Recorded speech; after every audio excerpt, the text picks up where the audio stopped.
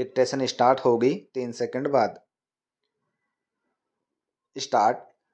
महोदय, बहुत बड़ा अंश अनुभव और लोगों की कही सुनी बातों से, देखे हुए दृश्यों से और कुल तथा समाज की परंपरा से प्राप्त होता है।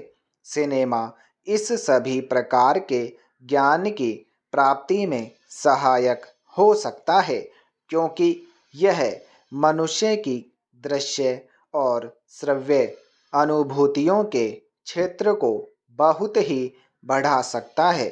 यह एक साधारण सी बात है जिसे सभी जानते हैं कि केवल सुनी सुनाई बात की अपेक्षा हम पर देखे हुए दृश्य का प्रभाव अधिक पड़ता है, और हम यदि सिनेमा द्वारा किसी चीज को देख लेते हैं तो उसका उतना फल तो नहीं होता जितना स्वयं आँखों द्वारा देखने से मिलता है। उससे तो कहीं अधिक अमिट छाप किसी के सामने किसी दृश्य के वर्णन करने से पड़ती है। मन बहलाव के भी साधन कितने ही प्रकार के होते हैं। कुछ तो ऐसे हैं जो मन बहलाव के साथ साथ शिक्षाप्रद भी होते हैं, और इसके विपरीत बुरे संस्कारों का साधन बन जाते हैं। मैं स्वयं यह दावा नहीं कर सकता कि मैंने बहुत सी फिल्में देखी हैं।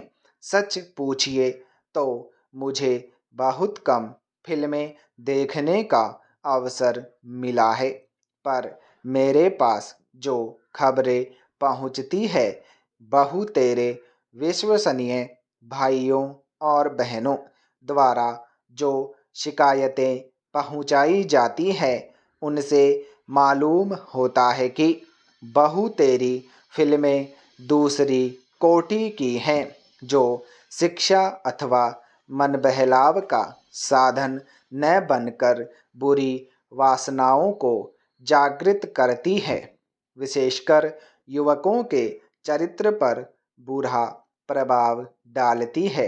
हो सकता है कि इस प्रकार की फिल्में अधिक लोकप्रिय होती हों, उनके द्वारा अधिक पैसे कमाए जा सकते हों। कुछ लोग यह कह सकते हैं कि फिल्म निर्माताओं का काम ऐसी फिल्मों को बनाना है जो लोकप्रिय हो, क्योंकि वे एक प्रकार की मांग को पूरा करती है। पैरा। यह भी कहा जा सकता है कि फिल्मों का ध्येय मन बहलाव ही है।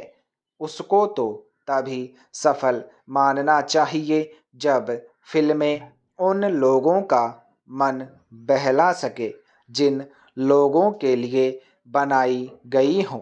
ये सब बातें बहस के रूप में कही जा सकती है, पर मैं चाहूँगा कि कोई भी सिनेमा हो अथवा फिल्म के बनाने वाले हों, वे यदि अपना कर्तव्य समाज सेवा समझते हैं, और उन्हें ऐसा समझना भी चाहिए, तो उन सब के लिए ये सब बातें यदि अग्राह्य नहीं तो गौण अवश्य है, और उनका मुख्य उद्देश्य तो सेवा ही होना चाहिए। पैरा।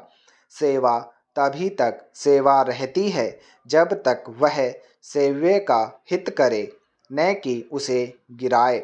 इसलिए मैं चाहूँगा कि फिल्म बनाने वाले इस पर विचार करें कि उनका उद्देश्य क्या है।